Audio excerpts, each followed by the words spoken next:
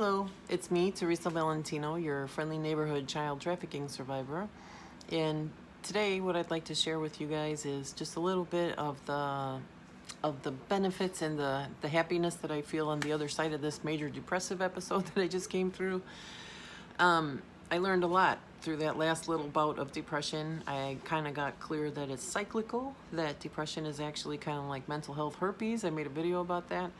That it just sort of, I need to think of it as it's just the way my life is, and it's something that I just need to roll with when it happens and not get upset about it, not fall into the subjective distress about it. That's the worst habit that I suggest people break. I made a video about that. Is pushing back against the fact that it's happening. Like, why am I still so upset about this after all these years?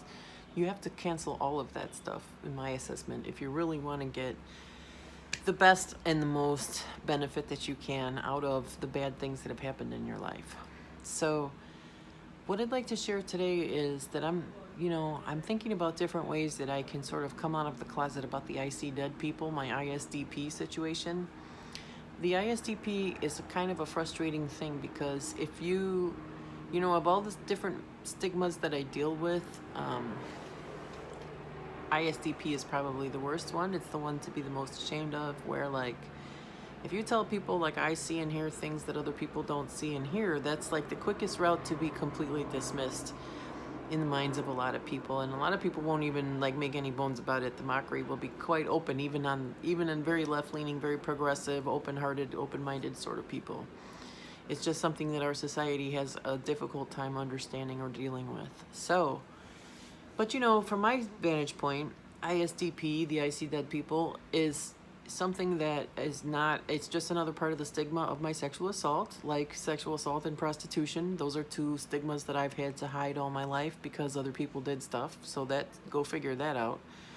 And same with the ISDP. Like ISDP is just another thing like flashbacks and accelerated startle response and face blindness that I have, just another side effect of my PTSD. People who have PTSD have these sort of experiences. It's just the way it is. So it's kind of weird that people wouldn't really judge or dismiss me because, oh, well, she's a person who has flashbacks. Well, she can't have any kind of a logical or rational conversation at all. She's just a freak, But that's how, if you talk to dead people, that's what people think. So I would like to see if I can get people to start thinking of the I see dead people situation as just more of, they could just see it as just another flashbacks, you know what I mean? It's just another part of life when you've had these kind of experiences, and it would take the stigma out of it a lot. But I have decided to destigmatize it within myself and to stop being ashamed of it, which was a huge step, because it's just something that, you really can't talk to people about very easily. It's something that people judge you and they just don't know what to make of it. They don't know how it works. They don't feel comfortable talking about it. And a lot of people just think you must be a complete loser. So the less I decided to be ashamed about it, I've just accepted the fact that I understand this more than some other people. So that's the only thing, is that there's just a perspective that's lacking a lot of the time. And that's been useful for me because these sort of dead people that I experience and the sort of interactions that I have with them have changed a lot once I changed my feelings about it and my approach. And now it's at the point where the input that I get is helpful, okay? Like, I have a dead friend named Wolfgang who was very neat and tidy, very anal retentive, always very bourgeois. He was always really had every little thing he could ever possibly want. All his needs were met. And so he's helping me to sort of raise my standards and my expectations. Like when he sort of connects with me and hangs around my apartment and sees how I just make do all the time without stuff. And like, I'll give you an example. My apartment, for some reason, the toilet had these really gross kind of stains that I was not able to scrub out, like dark gray and black and whatever. I mean, really disgusting, like a gas station bathroom that I wouldn't want to use. And I would scrub it, and it would just look like a nasty mess anyway. So I, at some point, just gave up on it because it's not in my mental health budget to really stress about that. I don't like it. Anytime I walk in there to use the bathroom, and for that 1 second that I see how that toilet looks, it bums me out, and then I just block it from my mind, just like all the other stuff that bums me out, right? And then I just do what I have to do because I don't know what to do about that. But so my dead friend Wolfgang can't even deal with that. That freaks him out so bad. So Wolfgang has shown me that there's a very simple way to fix that. You just get a $5 pumice stone, which is exactly like the one you use for your feet, except it's shaped to use on the toilet. Holy crap, you can just sit right there, scrape all that stuff right off, and it's gone. You just flush it away. No muss, no fuss, no chemicals, less than 10 bucks. Done. So little things like that just improve my quality of life just that much. So over the past weeks that I've been more and more open in my heart to Wolfgang and allowing him to help me increase my self-respect and my personal standards, and allowing him to help me find simple solutions to things that had just been kind of vexing me, like the kitchen sink is another thing. I have gotten a couple of different stoppers for that thing, and I've not been able to get any of them to work. I've been having difficulty stopping that sink up and also keeping it clean. So Wolfgang helped me figure out that stuff for another $10. And so now I can use my sink to do laundry and house cleaning and all kinds of stuff. And very beneficial, very useful.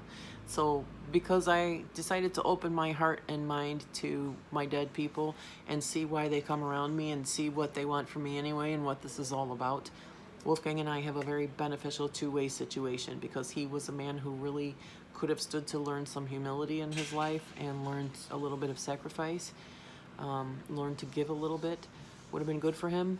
And so after his death, when he's looking to balance out the experiences that he had in his life, being allowed to tag along behind sort of a person who lives a more humble lifestyle, a person who's been dehumanized and disregarded all her life, is teachable for him. And so he sees how much easier he had it than I ever did, you know what I mean? And it helps him get over a lot of his subjective distress about the things that he went through, because he felt like his stuff was all a huge deal too. Subjective distress just gets people really every time. So that's really what I wanted to share with you. Like, as a result of like working with Wolfgang now, I'm finding certain things are just automatically much easier. Like, my apartment is probably 20 to 25% cleaner. Now understand, my mom's home when I was growing up was always clean because my mom wanted things clean for her. So I absolutely grew up washing laundry, dishes, floors, baseboards, everything. I knew how to do all of that. Like, if she told me to clean the bathroom, I knew to go ahead and take a scrubber pad and do the whole wall and everything. Like, you know what I mean? Like, actually do this. So because my mom had standards for how she was going to live. But my dad lived in actual squalor, with like 20 cats, etc. He lived in a van a lot of the time, that he would just roll around in a van full of garbage and junk and cats and just like pull over and sleep somewhere. My dad did that for many years. So I got a lot of mixed messages about how to live and how to maintain a household. You know, whether it was chaos with my dad, absolute chaos at all times, nobody in charge, no adult in the room ever. Or with my mom, it was a little bit more like our little mini Hitler, you know what I mean? Where she's, you know, she's going to get what she wants, and it's going to be, the trains are going to run on time in her fucking world. So, it didn't really, I had to learn how to develop something where I keep my house clean as I go, because it's worthwhile for me, because that's how I enjoy to live. So it's been a struggle for me. I've never lived in pristine conditions. Except for, of course, when I was scrubbing up for my mom, then that was pretty much pristine because she wouldn't have it. But I live tidy. I don't live squalid. I don't have like food trash laying around. I don't, you know what I mean? I don't want to have bugs, things like that. So that shouldn't feel like a huge accomplishment. But when I read this scientific study about how I have like a 4,600% increased likelihood of becoming an IV drug user because of my childhood experiences, because of my adverse childhood experience ACE score. The adverse childhood experience scale, I think, goes up to 10, and if you have more than 4, you're considered like a high risk, almost guaranteed to be obese, almost guaranteed to have like drug and alcohol and social problems. And mine is an 8 out of 10. So, you know, the secret is, once you stop kicking and fighting against all of these things, and I definitely reading the science on it was useful, right? Like the obesity situation, they're talking about research about how just the sexual assaults that I experienced would have ravaged my metabolism Not to mention then that once my metabolism got screwed up by the sexual assaults, then my mom started bullying me about my weight, which of course was both direct and indirect. Things like sending me to school every day with nothing to eat but a really disgusting, soggy, wet little tuna sandwich, like a little ball of tuna and mayonnaise. That's what my mom's tuna salad is. It's tuna and mayonnaise together, or sometimes just tuna. And that's just like in the middle of like 2 pieces of sandwich bread. So a complete globby, wet, disgusting ball of nasty. By the time I got to eat it at lunch, that was really all I ate until 9 p.m. So if there was a box of Cheerios in the house, I would eat Cheerios. She would leave me there with literally not one single thing in the fridge. Maybe a box of Cheerios in the pantry, and then she had like the government cheese version of like dried milk. She had like this giant bucket in the kitchen of dried non-fat milk that I would eat the Cheerios with. I don't know what my mom ate all day, but I'm pretty fucking sure it wasn't dehydrated milk. So, and the other kids in my family too. It was special for me. So, I don't know, man. But anyway, learning to be a decent woman, you know what I mean? Learning how to keep a clean home, keep my clothing clean. All of that stuff has been a huge uphill challenge for me. And I'm just feeling great enough about how far I've come and what a great job I've done. And how I'm claiming my ISDP. I just feel really good about it. It's starting to feel like not a curse anymore, but a superpower. It's like a gift that I have. So, yeah, I mean, it's really something. It's a challenge. Like, I know that for me, I don't want any input from my dad. Like, my dad has been dead for a long time, and he does not really try so much to come around me. And at first, for many years, I was really open to it, but I was also still, my own mental health was under way too much strain for me to connect with him on that level. Like, when I get under that kind of mental health strain, the only dead people that I can connect with are also in extreme stress and trauma. So when I am calmer, I can get to a much calmer level of the dead people, if that makes sense. We can have much more reasonable, useful, productive interactions when I'm not kicking and fussing with my subjective distress, if that makes sense. And I feel really good about who I am these days.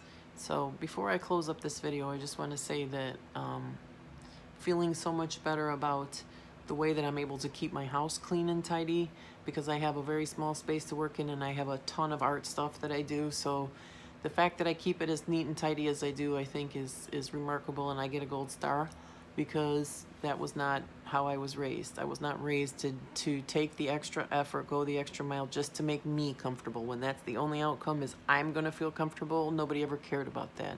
So the fact that I've made that the law of the land, that is a huge win for me.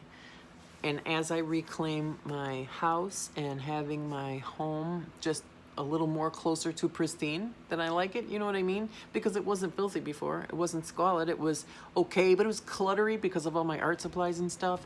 And I can't really get to the baseboards and things as I would like to. So certain things are kind of grungy, but I've gotten like, my dead friend Wolfgang can't really cope with when he can see like on the door frame where I have to grab the door frame to get up and down from the toilet every time because I'm disabled. So I need to grab the door and pull myself up. But, so it gets like a hand mark there because I grab it literally 3 or 4 times every time I get up and down from the toilet every day. So, but Wolfgang, that stuff drives him bananas. So when he points it out to me, I'm like, oh yeah, you're right. That will only take a second. I have a sponge right here. Whip, whip, whip, whip, whip. See, fixed. Okay, see?